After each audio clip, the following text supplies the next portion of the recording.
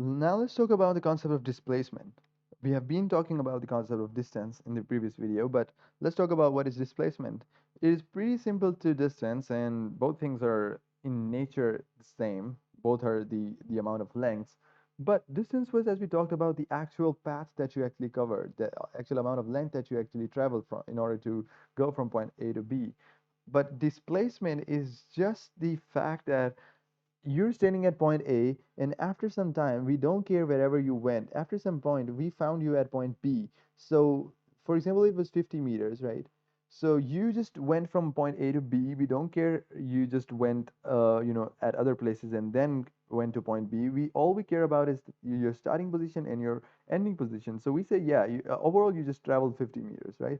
So the shortest distance between 2 points, the minimum distance, the minimum or shortest, minimum distance or amount of length, basically distance between 2 points is called displacement,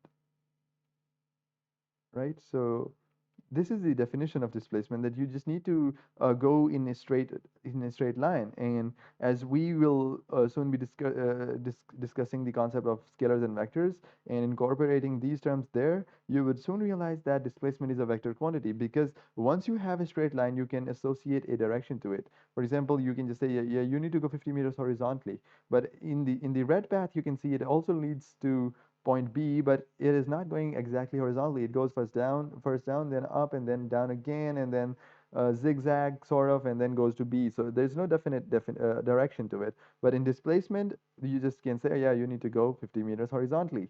So yes, displacement is a vector quantity because it has a direction, but the general definition is that it is the minimum distance between 2 points, or the shortest distance between 2 points, and that is the concept of displacement.